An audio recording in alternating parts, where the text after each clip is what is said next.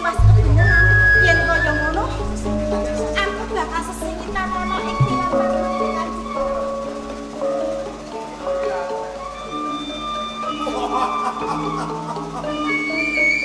Oh, baik. Ameswar mati.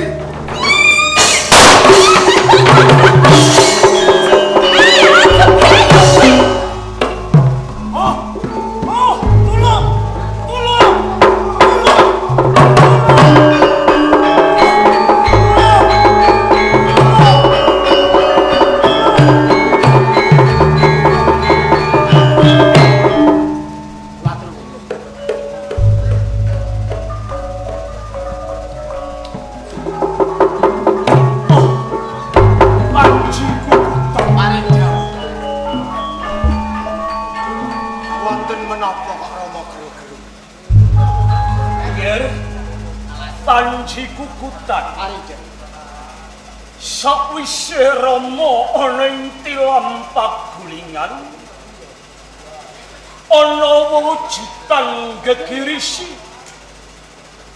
bakal nulek yuswaning Rama mula yo nggih mumpung durung adoh pawongan kuwi tungkangen sapa satemane Arep nuwun pamit ta. Sing ati-ati ya.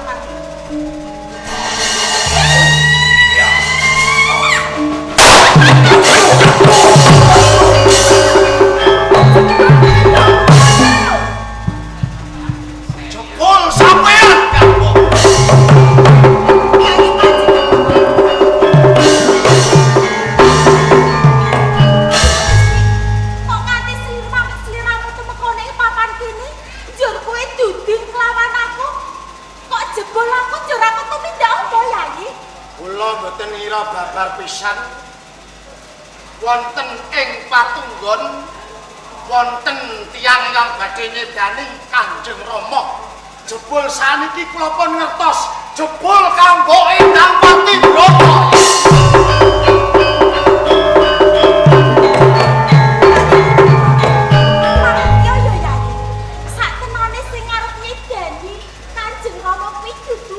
Mboten jenengan. Dudu. Goroh sampean ngapunten. ngapusi kalian kula. Iki napa kowe ora percaya karo aku? Saniki kula pun saged ditut karo sing pawukon. Pun cetha menawi Kang Mbok Endang Patibrata nggih mangsa laku. Kula ngertos yen tenane Kang Mas Panji Rawit menika ing benjangipun dados ratu.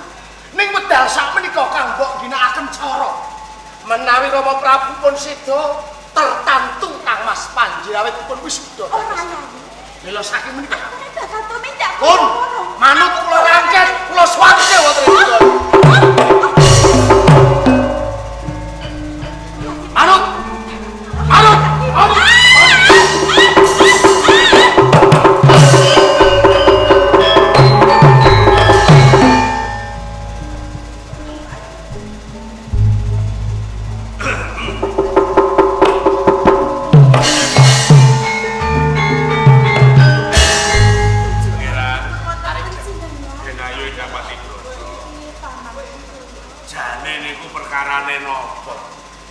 Podo-podo sedulur kok sami bentak sirah. Sami andon Perkawasipun Kang Mbok Endang Patibrata. perkawis menapa? Aturan pirsa Kang Mbok Endang Patibrata badhe nyedani Rama Prabu.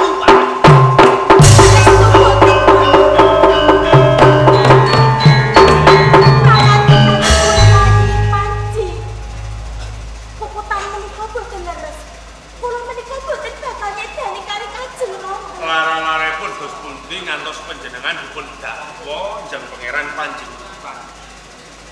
Paman, ngeten si Paman. Kanten bengki mawon kula menika wonten pidaleman Taman Sari, sesarengan kali garwa kula si Pamas Diki Panji Rawit. Dumadaan menika wonten wujudipun menika dening Cikes. Wujud Kang Girisi. Nggih, kula menika sampun mangertosi. Bilih Cikes kala wau badhe tumuju wonten ing Jinggala. Salesipun Nggih, kula menika ugi sampun mangertosi bilih Cikes menika badhe ngalap sedanipun Kanjeng Rama Paman. Panjenengan pun kesesondhahan aturipun Kang Mbok Endang Patibrata. Pangeran. Aman nyuwun. Aturan pirsa ngiling kawujudan leak utawi tenung menika mboten sanes nggih Kang Mbok Endang Patibrata. Tenung kula bujung mboten wonten suwonten malah Kang Mbok Endang Patibrata. Kamu kok bisa nubramu kaya ngono? Ampun. Apa ngerti dhewe apa piye? Kula ngertos. Ayo.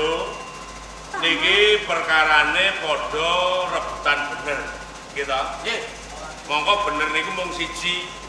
Nek bener dienggo rebutan niki ora ana rambunge. Tur melih miturut pangandikanipun Denayu menawi boten badhe nyidra dhateng yuswa dalem ingkang Rama. Nanging Jang Pangeran Panji Gugutan adreng dakwa lan Denayu Nggih, kula mangertos. Endang Patibrata. Nggih. Pun ngeten mawon. Nggih. Nggih. Perkara niki amprih cetha lan gamblang. Dununge adil niku teng Jenggala. Langkung rumiyin monggo dipun suwunaken pengadilan wonten ing Pendhapa Jenggala. Oh, aten. Nggih, Pak. Monggo. Monggo ngaturaken. Thank you.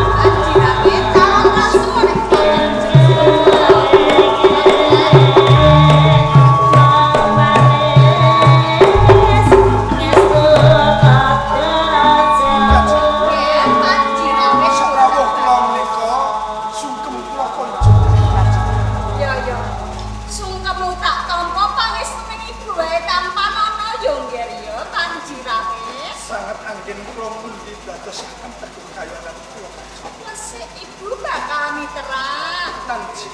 Ibu ya tok utusan kan Mbak. Supaya ngaturke nuwun ning ngarsamu. Apa wis mbok tampa nggih? Kanjeng Ibu. Heeh. Dawah kalesah. Nawala kula wau sampun wonten ing asta kula. Oh ya wis kono disimpeni nggih. Ya wis ya. Kuwi ra duwekmu to nggih? Nanging dadosaken Heeh. raos tandha pitah kalebetipun mawon. Iya nggih, apa nggih? Menika wanci tengah rating menapa Kanjeng Ibu menika nimbali dhateng kula. Pancen ing tengahing ratri iki tak timbali mergo ana wigat. Iso ngenani anggonmu jumeneng ratu ana ing kraton Jenggala kuwi lho nggih. Ibu rak nyara widek aku. Yen to sliramu ngono anggone bakal jumeneng kuwi ana watu sandungane nggih. Wonten watu sandungan. Iso watu sandungane apa ngono nggih? Menapa menika Kanjeng? Watu sandungane kuwi garwamu Endang Patibrata. Garwa kula ya. Iso, yen kowe tetep dadi garwane Endang Patibrata, sliramu ora bakal langgeng anggone dadi ratu ing kraton Jenggala, nggih.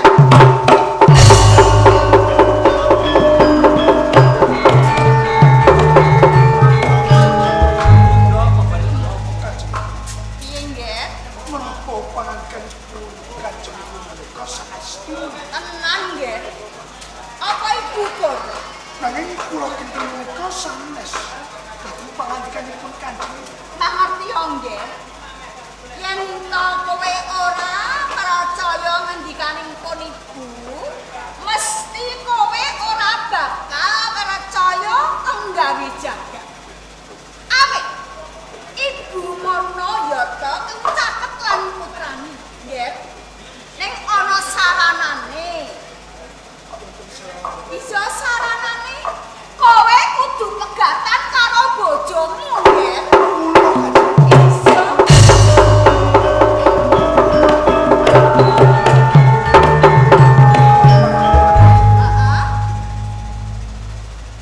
Yen Kanjeng Ibu menika badhe misahaken tresna kula dhateng. Lah aku ora bakal misahke lho, nggih.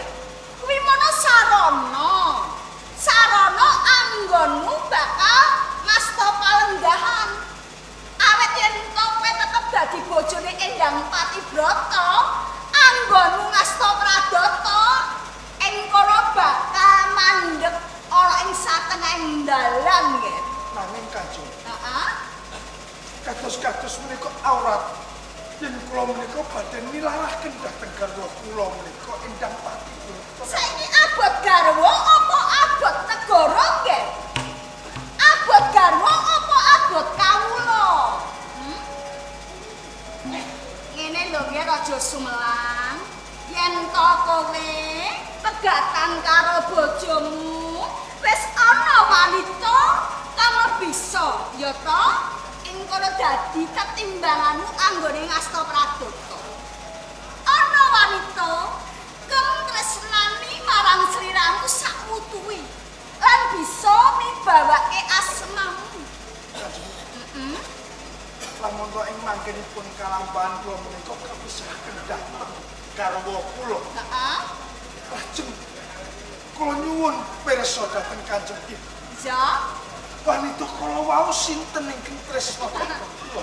wanitane ora ana liya ya ibu dhewe, nggih.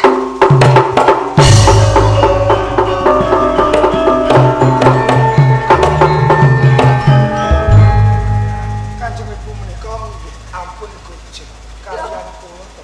Ora guyon iki ora ana wong kok, nggih. Yen to ana wong liyane ya to ana piyayi liyane jeneng aku guyon. Wong iki mung mirunggan lho, nggih. Kula nyuwun pangapunten. Heeh. Menapa Kanjeng Ibu menika kaliyan? Heeh. Yen Kanjeng Ibu menika sampun gadhahi garwa.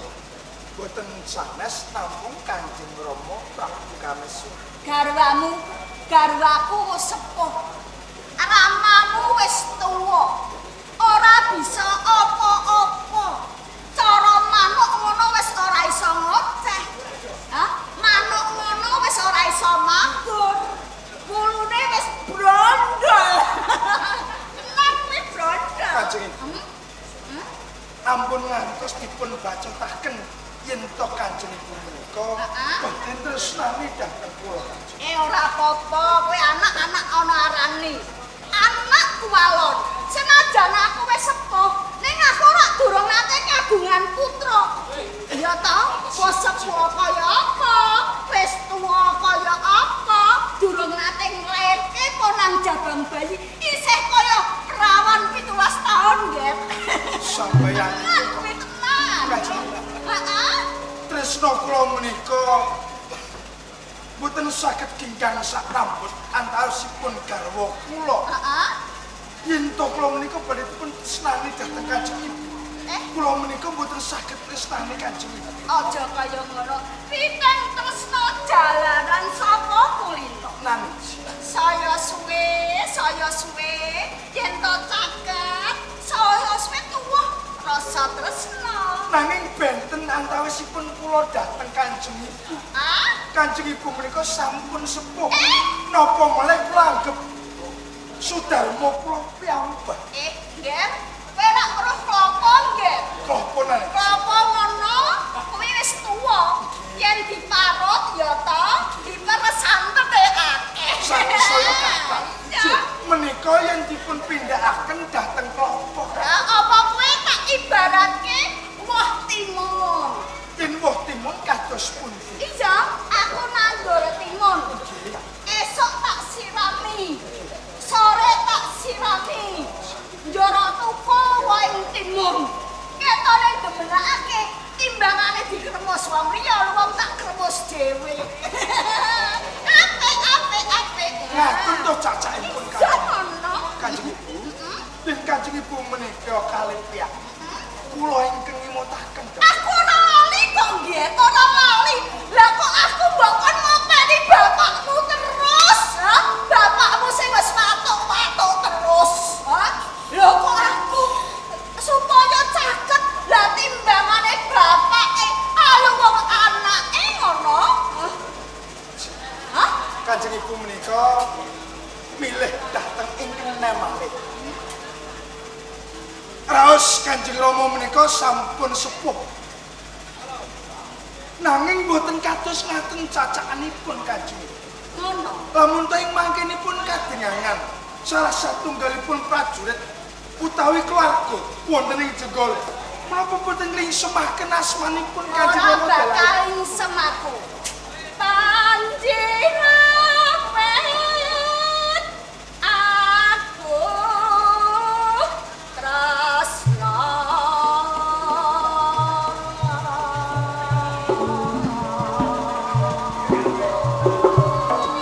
Kanjeng. Ampun dipanjenengan Kanjeng kanthi sanget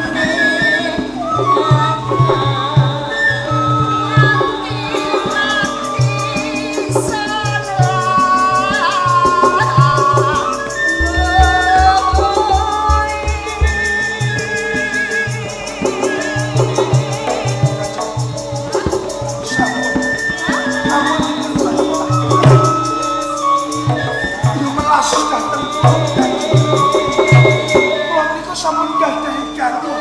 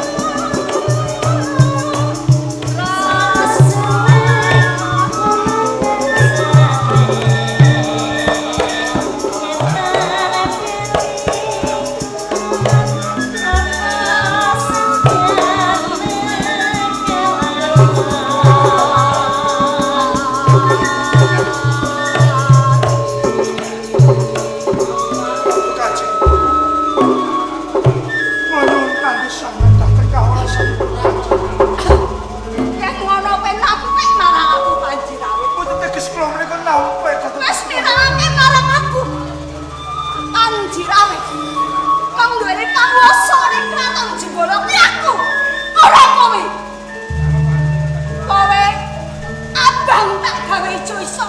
Ijo tak gawe abang bisa Panjirawe. Hah? Ampun dipun bacotaken saestu yen Kanjeng Ibu menika tresnani dhateng. Ngono, Panjirawe. Kanjeng Ibu, Kanjeng Ibu, Kanjeng Ibu.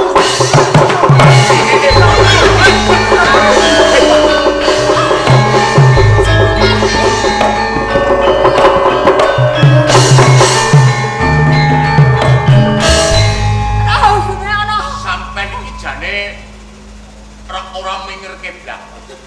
Lho menika sinten pangeran? Ya. Panjirawe. Menika ingkang Ibu Ratu Inten garwa Rama sampeyan dalem ing kraton Jembala. Kok ndika badhe prakoso? Rayune ana sliramu Kakang Singgupati. Pancen dheweke bakal gonjak aku. Lah iki mate ora laku bese.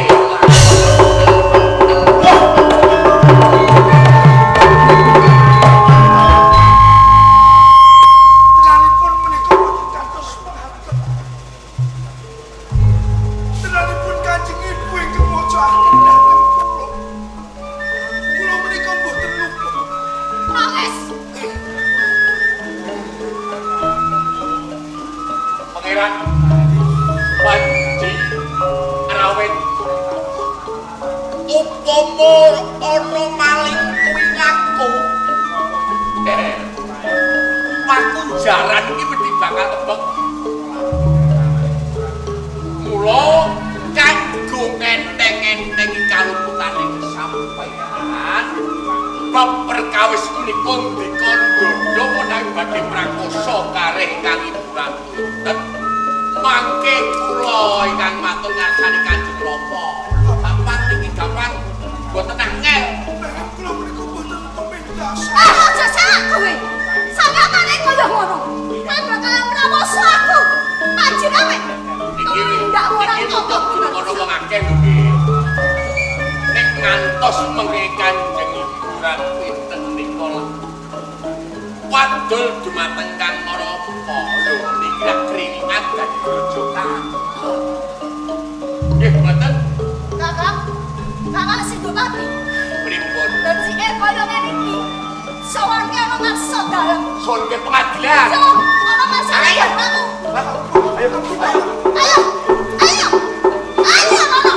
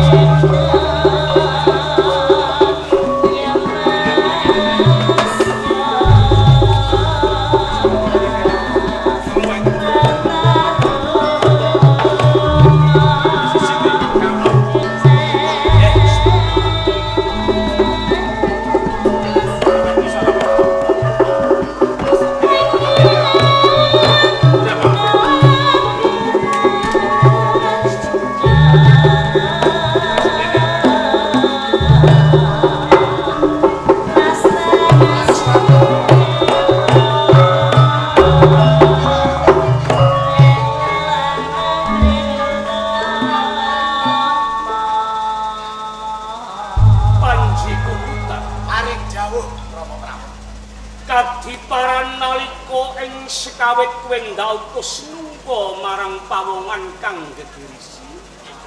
Kowe wis sowan ana ing ngarsaning sun. Apa wis entuk gawe? Sampun, Wis kecekel yen to. sampun lho.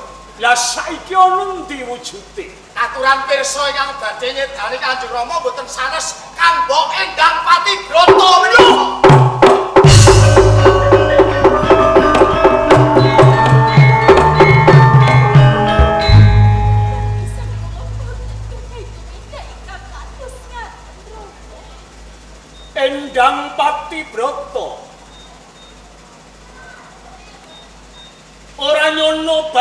pisan yen to kowe ngalap marang patining sun.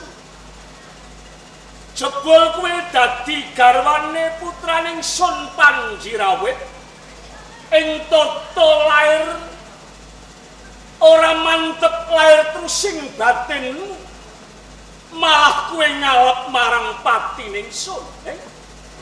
Saestu kula boten ingkang maosi. Yen kowe pengen lungguh dadi ratu, aja nganggo cara sing kaya ngono, Apa dumeh Rama iki wis tuwa? Banjur kok alap patine ngono apa? Panjenengan dahan atur kula Rama. Kula boten kuminta ingkang kados ngeten. Napa malih kula badhe nyedhaki yuswanipun panjenengan. Panji Kukutan kuwi putraning Sun. Matur ora tau goroh. Endang Pati Brata, kowe luput kalawan ratu.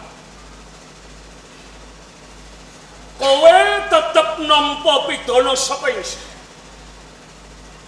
Kowe bakal ingsun pidana pakunjaran 10 taun suwe.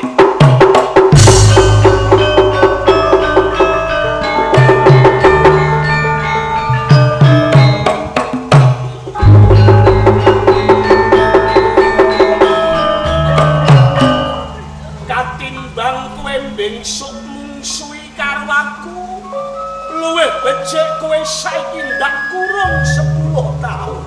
Dalem sewu terus. Brata Manggala Ingkang abdi dalem kawula Patih Brata Manggala matur ngersanipun Sang Prabu Kameswara. kowe arep matur apa, Sinuwun. Kula badhe nyuwun priksa ngersa dalem. Ngersa dalem menika nyamatipun kawula ing Kedaton Jenggala. Iya. Paribasan sinembah dening para titah. Sinanjung dening para priyagung. Asma dalem sampun kondhang kaunang-unang. Ya, iya. Ngantos ngebaki tawang kaloka sunduling antariksa ngebaki jagat raya. Sinuwun. Iya. Ampun ngantos ngersa dalem winastan ratu ingkang boten adil. Lho.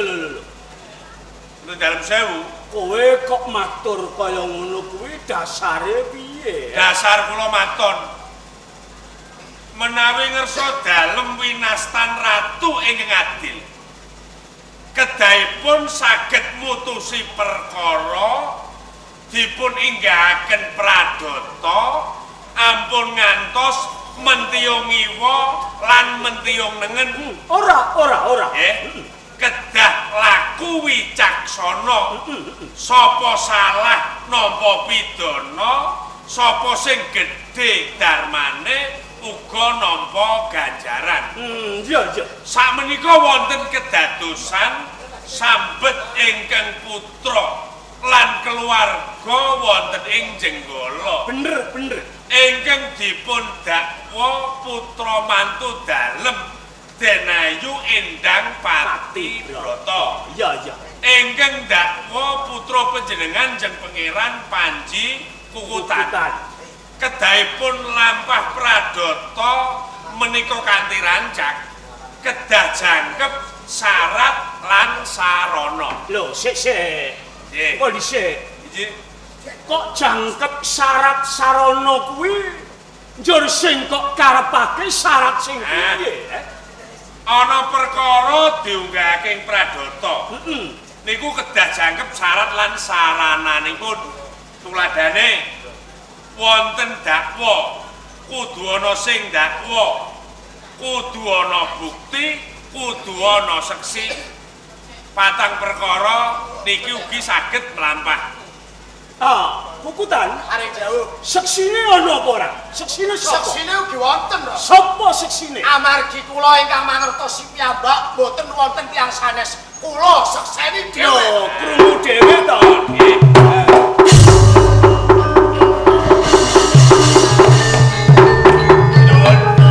Ayo krungu dhewe Iki iki padha Broto nggih. Manggala. Sing dakwa Jeng Pangeran Panji Kukutan. Dakwa cetha, didakwa cetha. Sing dakwa Pangeran Panji Kukutan. Panji Kukutan. Sing dadi dakwa Endang Pati Broto. Buktine wujud sing gegirisi ingkang badhe nyidra yuswa dalem. Saksine ya Pangeran Nggih, kula sekseni dhewe. Seksine ya Panji Kukutan Panji piyambak. Kukutan. Oh, Jeng Pangeran, Mari dawuh. sampeyan dakwa Nggih. ya ngrangkep dadi saksi. Nggih, Ngeten iki nggih sah. desah mawon. Diunggahno pengadilan nggih sah. Sah. Tenan. Nggih. Salaman riyen. Nggih. Nah, niki pun cedhak niki gathok niki. Nggih, sah. Pun cocok. Dadi perkara diunggahno wonten ing pradata, syaratipun pun jangkep ana dakwa pandakwa bukti seksi. Seksi. Gitu. Sing dakwa Panji Kukutan, Ya. buktine wujud gegirisi. Ya. Gitu. Sing dadi dakwa Endang Pati Broto. Bener. Seksine nggih Panji Kukutan. Ya seksine. Dakwa ngrangkep dadi seksi sah. Gitu. Niki pangandikanipun Jeng Pangeran Panji Kukutan. Ya. Nah, nek sah gampang mawon. Nggih. Nek panjen sah Endang Pati Broto nampa pidana, nggih, kula nggih gadah usul. Kula badhe matur, Kene lungguh jek sing kepenak. nggih, Kowe arep duwe usul. nggih. Arep usul apa, Broto Kula Manggala? badhe matur ngersanipun Sang Prabu Kameswara. Ya. 3 dina kepungkur kula niku kelangan. Kula kelangan sapi Brahma 2 rakit. Sing nyolong maling. Malinge pun kecekel. Malinge wis kecekel. Pun Sing nyekel sapa? sing nyekel kula. Malinge pun kecekel pun Lah kula. saniki malinge sinten? Pengen ngerti? Nggih. Malinge Pangeran Panji Kukutan sampean. Loh, Tukang ngosek. sampean kok dakwa kalih kula niki kudu ana seksine. Saksine. Nggih, wonten seksine. Nggih wonten seksine. Saniki seksine sinten? Saksine kula dhewe. Ah, ora iso. Lho kok ora iso. Lah panuntut kok ngrangkep dados seksine mboten saged. Eh. Saged. Dadi ndak wong ngrangkep seksi Nggih. ora entuk. Mboten sah. Boten sah. Mboten sah. Diunggahno pengadilan ya ora gathok. Ora gathok. Salaman. Ah, salaman. Ah, bener. Ora iso, ora iso. Boten saged. Ora iso. Dadi ning endi wae pradata ndak wong ngrangkep seksi boten sah.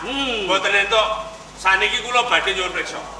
Bedane napa kula lan Jeng Pangeran Panji Kukutan? Panji Kukutan iso ndakwa Endang Pati Broto, ya iso nyekseni Endang Pati Broto. Kula nggih iso. Iso ndakwa Panji Kukutan nyolong sapi kula, sapine didol, dienggo nombok nomer. Loh. Mangke rumiyin. Kula nuwun sewu lho. Ya. Ana durat pokok yang badhe nyedani kalian Kanjeng Rama. Kalih wonten durat pokok sing nyolong sapi. Lah niku hukumane padha napa mboten? Hukumane padha napa? Ya mesti padha wae padha-padha malinge. Lho niku arep nyedani kalih nyolong sapi lho. Lho kok sik. Nggih. Iki perkara ning Paldata lho. Nggih. Iki perkara syarat lan sarana lho. Nuwun sewu. Nggih. Sampeyan iso ngrangkep dadi pandakwa, iso nyekseni. Kula nggih iso. Iso ngrangkep dadi dakwa. Saniki ngeten. Kula niki putra ratu ing Jenggala. Lho kok nyolong sapi tak nggo apa? Lho iso mawon. Lho. Mergo sampeyan kepengin dadu, sampeyan kepengin nombok nomer. Lho. Iki entek. Lho, termele saniki nuwun sewu. Nek sampeyan ngaku anake ratu, ning dinggon anak ratu kuwi kudu pinter. Nggih. Saniki kula tak takon. Wujud sing gegirisi. Niku elek apa apik? Elek. Kok Elek. dirisi elek. Saniki kula tak takon. Nggih. Endang Pati Broto niki elek apa apik? Ayu. Ayu ta? Ayu nggih. Lah nggih. Nek niki ayu kok sampean dakwa badhe nyidra ya mau dalem. Mangke rumiyin. Lho kok mangke rumiyin? Menawi paman Broto Manggala. Kalepian kula sing badhe nyemutaken. Perkara apa? Endang Pati Broto menika sinten? Menika rak muridipun Bapak Rsi Bargawa. Bener. Piyambakipun iso manjelma putra manjelma putri. Ngono. Menawi lekasipun sae kados menika dados ayu kados ngeten iki. Nek menawi lekasipun awon badhe nyedani Rama awujudan gegirisi. Dadi gegirisi. Gegirisi. Saya goblok meneh sami. Saya bodoh. Nek sampean pinter kepengin menang ning pengadilan, Aja nganti Endang Pati Brata wujute malih apik. Mbok dikepruki dielekno sik, menang sampean. Lho. Lha yen ngaten pripun ya iki? Ya tetep ora sah pengadilan. Kula nggih dijebloske pakunjaran. Lho nek Endang Pati Brata dikunjara, Pangeran Kukutan kedah dipun kunjara. Namingipun adil. Sik. Lho. Kowe iki piye to? Pripun? Kok ngono? Kok balik karo Kukutan Saniki iki ngeten piye? mawon. Kanjeng Rama. Panguwasa tunggal wonten ing Jonggala menika rak wonten astanipun Kanjeng Rama. Ya. Kula dipun jeblosaken pakunjaran mboten kanggo Endang Pati Brata dipun jeblosaken pakunjaran. Nek kula seneng Endang Pati Brata dihukum, Pangeran Kukutan ya dihukum. Wah, sampeyan Niki saya wirang, saya elek. Ana pangeran dihukum nyolong sapi, guna mbok nomer sampeyan. ora iso. Brata Manggala. Nggih. Iki ndak tetepake Pati Brata nampa pidana saka aku. Nggih. Nggih, ngeten mawon. Kersanipun kersa dalem adil, monggo Endang Pati Brata dipun dakwa. Nggih, nanging monggo to. Menika najan kados pundi, menika putra mantu dalem. Kersanipun Endang Pati Brata saged ngresikaken asmanipun. Panjenengan utus ngupadi wujud ingkang gegirisi. Menawi saged nyepeng, syukur bage nyuwanaken wonten ngersa dalem. Ah, ya ora iso. Lah kok mboten saged? Ayo tetep ora iso Endang Pati Brata mujudake. Iso. Endang Pati Brata kados pundi? Menawi wonten kedadosan kados mekaten, panjenengan kedah tanggung jawab. Rama. Kula nyuwun inah sekawan dosa pinten. Jangkep sekawan dosa pinten menawi kula mboten saged nyowanake pawongan ingkang gegirisi kala wau kula purun panjenengan pidana.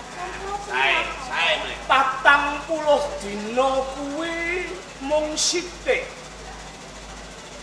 Wektune ora iso dawa. Kowe kok wani lancang matur jangkep 40 dina yen ora iso mujudake tetep kowe ndak pidana.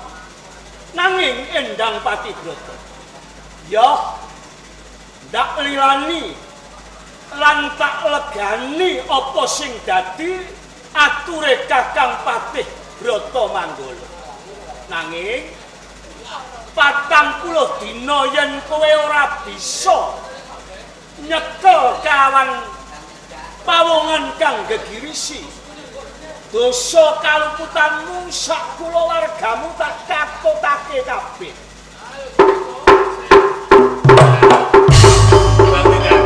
Kula memuji marang Kakang Rama. Mugi-mugi kasembatan cepali marang panjenengan. Piye? Paman Brata Manggala. Benayu. Lampun jenengan Rama. Kula boten bakal kondur wonten ing Jonggala. Menawi kula boten saged nyowanake pawongan ingkang gegirisi. Ya. Mila Rama kula nyuwun pamit. Ya, tak panestani.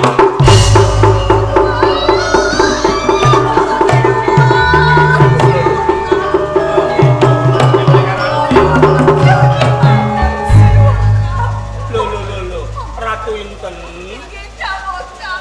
Kowe kuwi garwane ingsun. Ingsun iki ora jagal menungso. Laturipe rasa sinuwun. Aneng apa sak tenane? Kula nembe mawon wonten ing Tilang Sari. Ya. Wonten sawanipun Panjirawit. Panjirawit. Nggih. Pusara kados mekaten sinuwun. Kula nembe mawon sari. Panjirawit menika badhe ngakahi kula badhe prawosa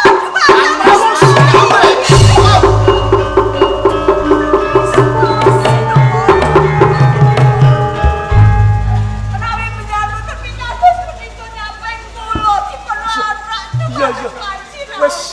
Wis kene. Kene Ratu Inten. Weh. Kok eneng lakon kang kaya ngene. Panjirawit.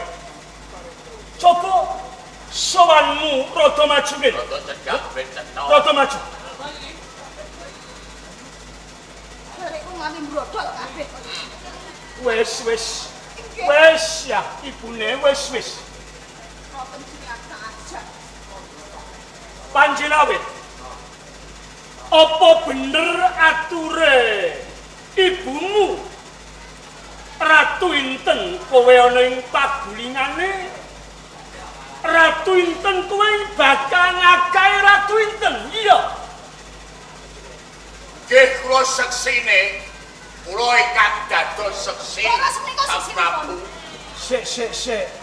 Pripun? Iki Samar. Sindupati menika Nikul Temenggung Temenggung Sindupati. ayo suwe ora tau sowan. Nggih boten dados napa. Dadi kowe sing dadi seksine. Nggih, kula sing kang dados seksi. seksine. Panjirawet. Yo kene kowe tumindak kaya mengkono. Mongko kowe kuwi satriyaning ing Jenggala. Kowe kuwi satriya kedunging kasusastran. Kedunging kabudayan. Lan kedunging kepinteran.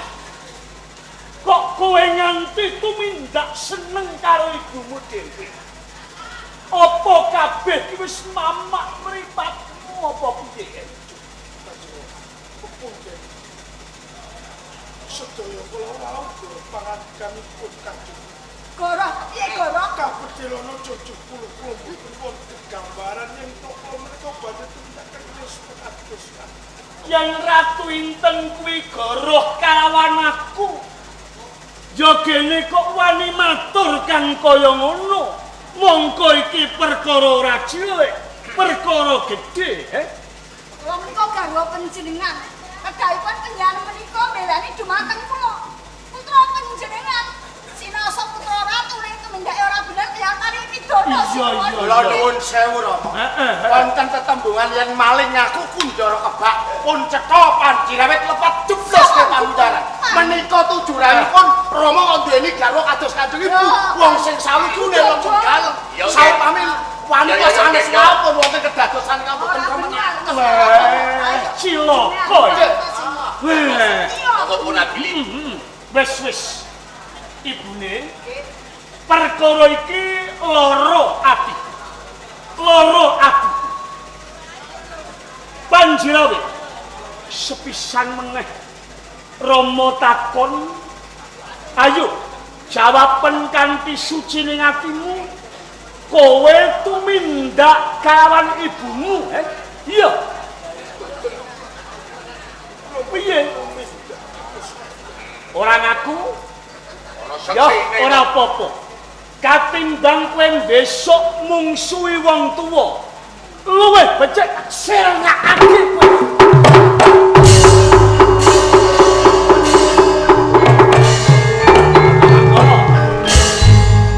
Kula aturi ngrajut Bramandya Ngasana.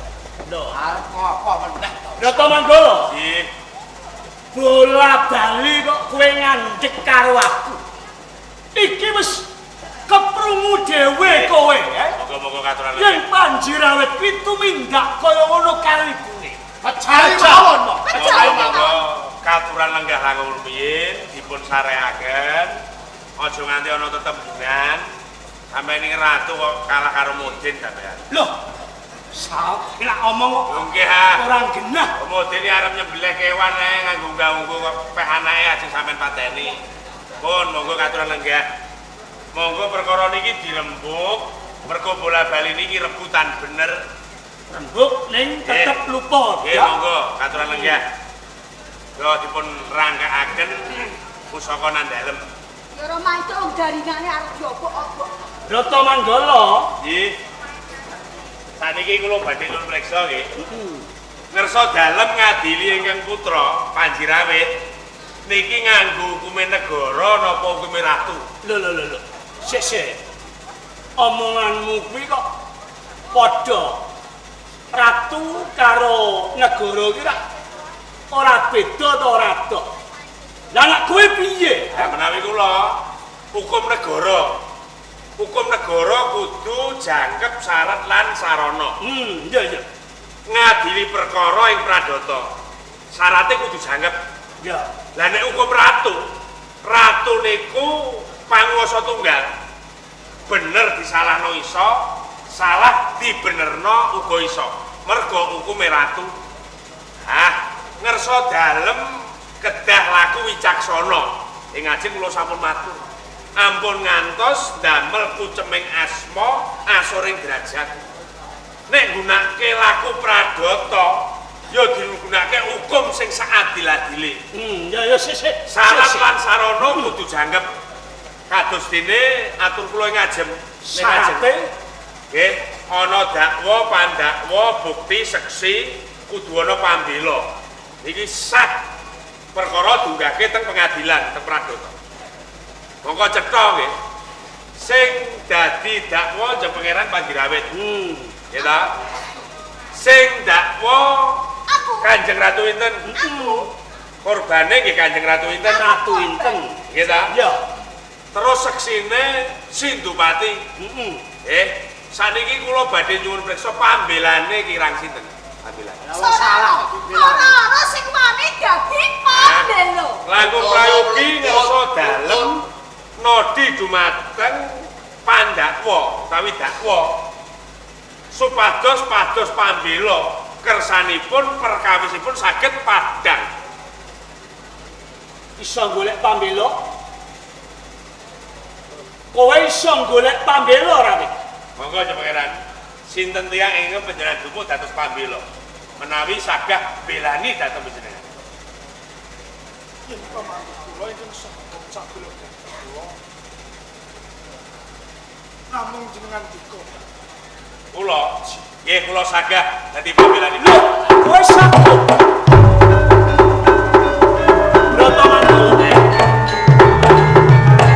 Lho kowe ora ngerti kedadian iki lho.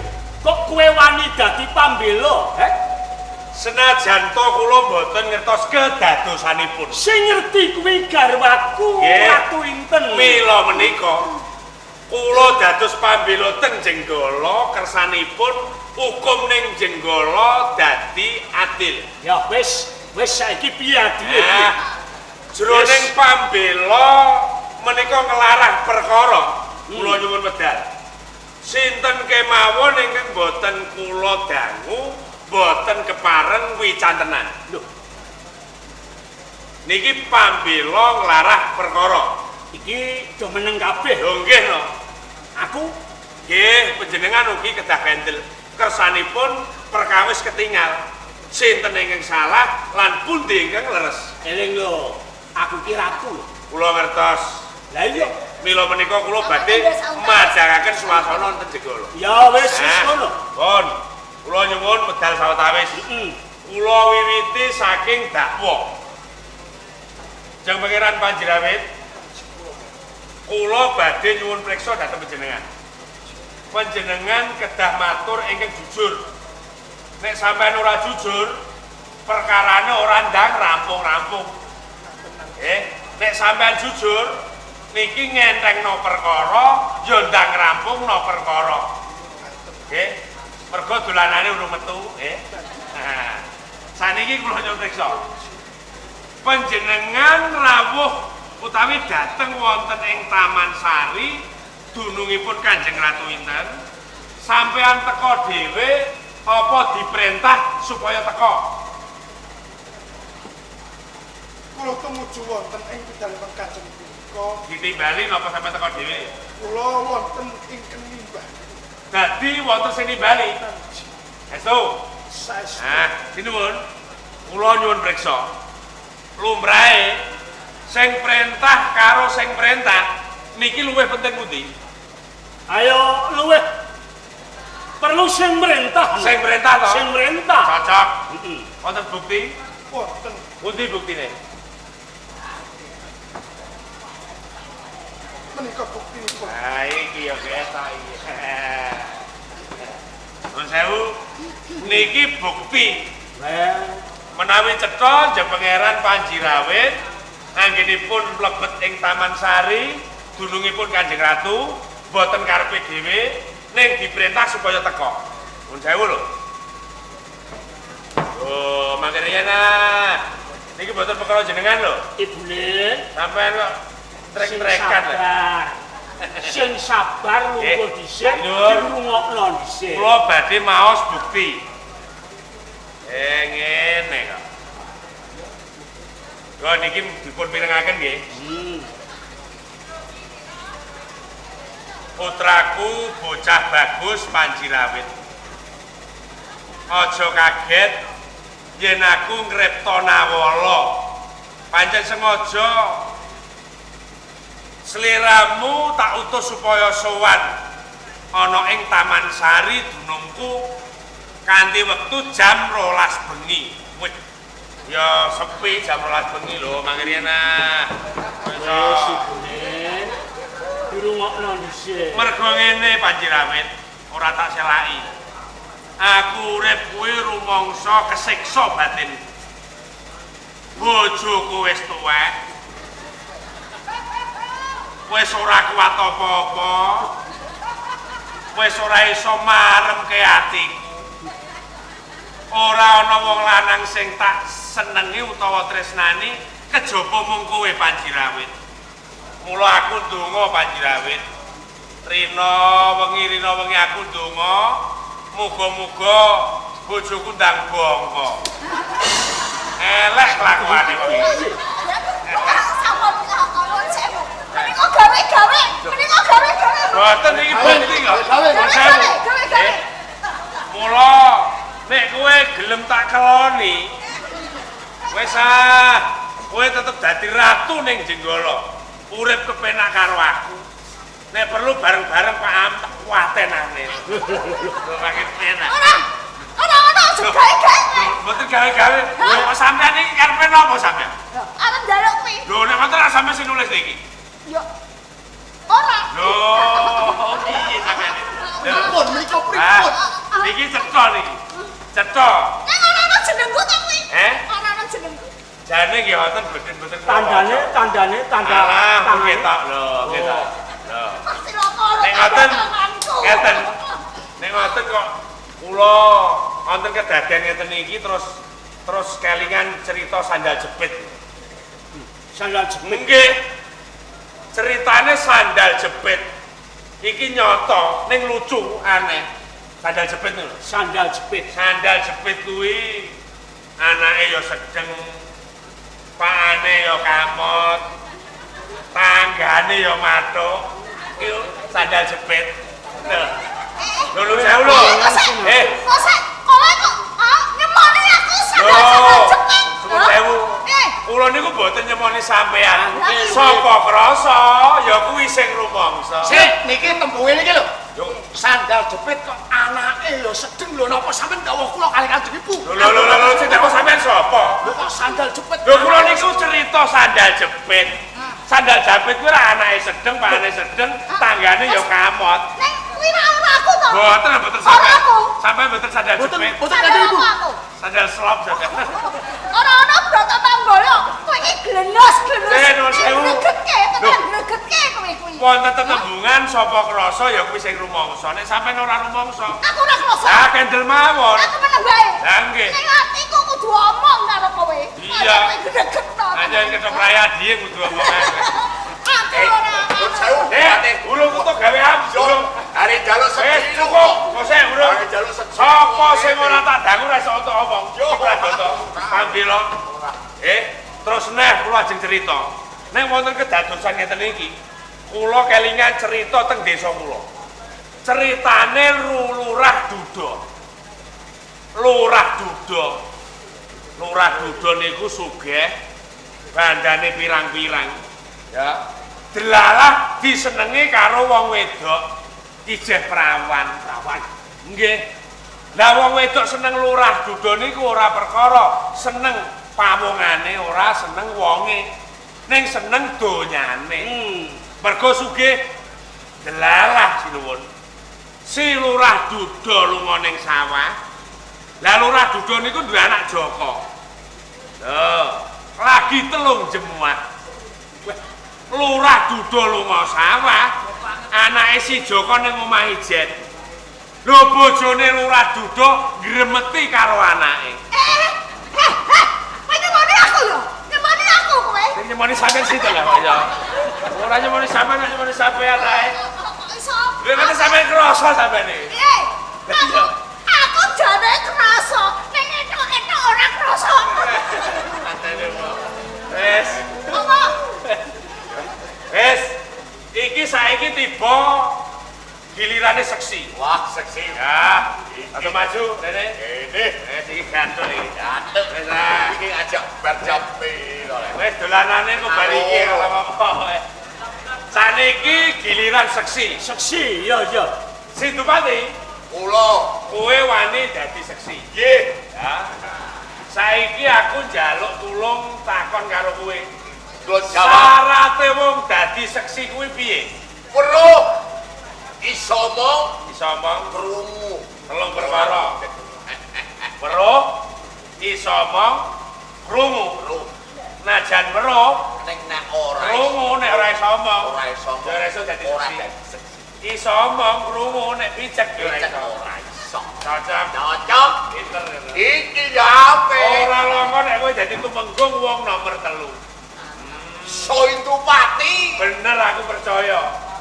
Wis suwe lek ku nang kene iki Iya. bolak-balik. Kondang sing enem. Kalau kok Sindupati. sapa Sindupati wong nomor 3. Ning emane emane? kowe dipecat no daging. Ojo jauh-jauh.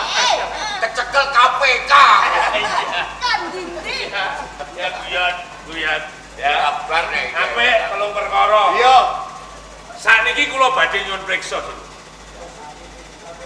Kowe tak takoni jawab sing jujur. Jujur.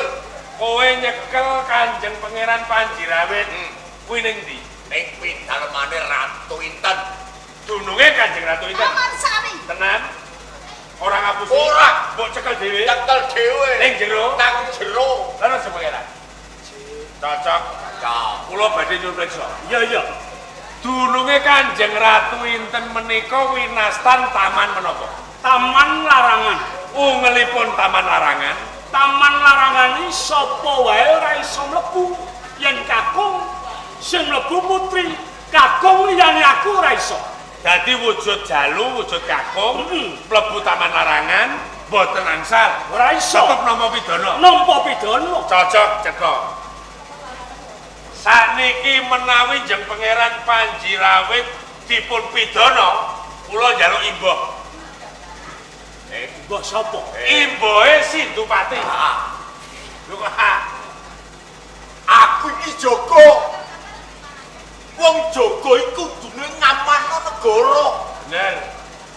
Mergo aku ngerti nek Panjirawit iki mlebu arep ndamai Kanjeng Ratu. Apa aku ora bakal sabelo mriku gandeng dalem Sang Prabu. Ngono. Kame soning jenggola.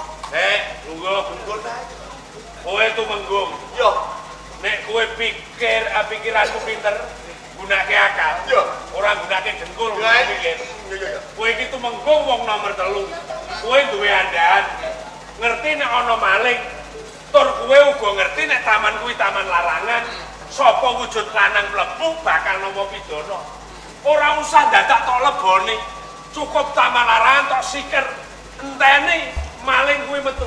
Nek wis ora kerasan ora betah, tetep malinge metu. Iki kowe lagi pinter. Gandeng kowe goblok. Ngerti nek kuwi taman larangan. Sapa lanang mlebu napa pidana, kok tok leboni. Aja-aja malah kowe nginceng wong demenan. Mangkel ae. Iya wis ora Jangan sik. Yo kok sik. Nek nganti Ratu Inten nggonku nyekel Panjirawit iki wis sameh tumpang-tumpangan. Nek Nek ora konangan. lanjut Bacot. terus bagaimana? Dadi kowe reti tenan kedadiane. Duh, Nek pancen kowe reti tenan kedadiane, mergo seksi iso omong weruh krungu. iya. Saiki praktekno. Hah? Piye nggone tumindak Jeng Pangeran Panjirawit seneng karo Kanjeng Ratu Inten? Iki praktek. Saka ngarep apa saka mburi apa saka iringan ayo praktekno. Praktek. Lho, ora iso. Iki praktek. Lho iya nek pancen ngerti. Sang Prabu praktek saged. Brata Manggala. Nggih. Kowe kuwi piye? Lho, kula niki ngadili perkara nek pancen Sindupati wani dadi seksi, ngertos kedadosanipun Jeng Pangeran Panjirawit remen kalian ibunipun. dipun pratekan kesanipun cetha. Lho iki sapa? Garwa dalem. Lah iya garwane ingsun. Lah nggih. Lah kok pun praktekno ki kepiye? Lho iki perkarane Sindupati mboten kersa dalem. Nek kula niki siap-siap saja. Ora iso. Wes, cukup. Saiki cukup. Apapun Cukup. kula niki Wes Sindupati. Tunggu. Kedaipun Saiki aku arep ngadili perkara. Monggo. Saiki aku arep gunakno adile ratu. Hukume ratu.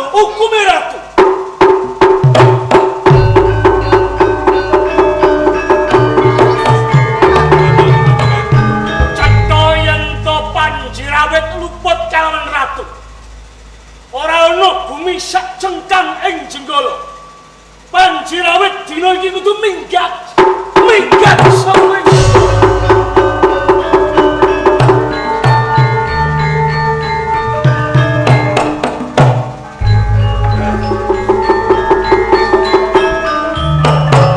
Sinuwun. Iki wis adil. Ngaten nggih, monggo. Nek ngaten kula saged mestani hukum teng Jenggala mboten adil. Monggo panjenengan kula aturi motu. Sinten jeng Pangeran Panjirawit? Menika calon ratu ing Jenggala. Niki calon ratu. Aja meneh kok calon ratu. Sedenge calon petinggi, calon carek kami tuwa. Niku tetep musuhe akeh. Napa melih niki calon ratu. Ingkang mutawatosaken sanget. Menawi wonten Jenggala wonten tetembungan Satru Jayadara. Tegesipun ing Jenggala sengaja wonten peranganipun menungsa. Ingkang badhe ngrebahaken bumi Jenggala. Wis cukup. Monggo. Yen pancen kowe wis ora seneng, kowe ora Jenggala ora ana kowe, ora apa-apa. Oh, ngaten. Kowe ora minggato kowe. Nggih. Minggato pisan. Matur suwun, pangandika ngersa dalem sampun ndadosaken kekancingan manahipun. Tetep kula badhe nilaraken bumi Jenggala jalaran Jenggala pun boten adil. Namung saderengipun kula nilaraken pendopo Jenggala, kula badhe matur ngersa dalem. Arep matur apa? Menawi wonten tumusipun unen-unen utawa tembunge wong Jawa, nggih. Niki manggatekake panjenengan saged dipun ugemi, dipun lebetaken jroning tias. Nek ana unen-unen tembung Jawa tumus, nggih. Niki mangtiteni sedaya mawon kemawon. Nggih. Nek ana Tembung Jawa piye? becik ketitik. Nggih niki nggih. Becik ketitik. Allah ketara. Wis cukup. pun betul saja pun pikir ngomong orang sampai kanggo omongane 3 meter. Kesanipun sinuwun. Pun Ingat akan kok cakep dumateng Ya wis ora apa-apa, ora ana Panjirawit, ora ana Bratamanggala, Jenggala bakal mlaku. Rama Prabu pun cetha Kang Mas Panjirawit pedal sak menika pun oncat saking Jenggala. Iya. Tegesipun piyambakipun pun boten dados calon ratu. Wis Kula nuwun Panji Kukutan tetep akan dados ratu ing Jenggala.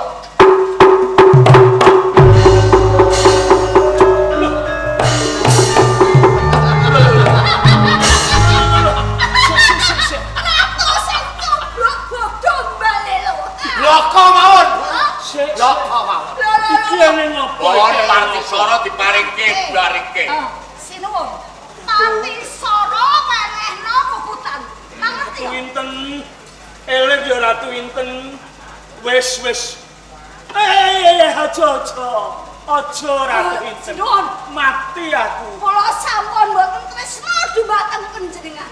Nanging wonten kakung ingkang kula tresnani setengah mati. Sinten kaliyan badhe kersa? Sapa? Kula tresna kaliyan putra biyen dalem kon Kukutan, Kang Mas. Kukutan.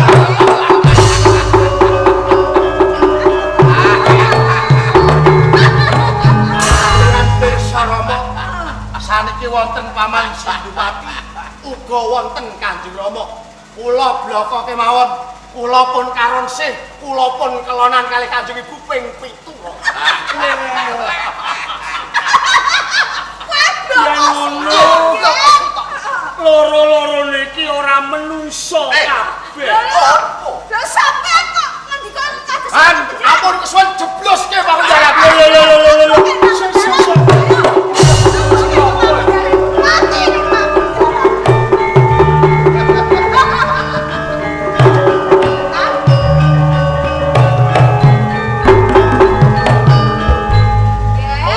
ning pun riyen iki pegawean dereng rampung.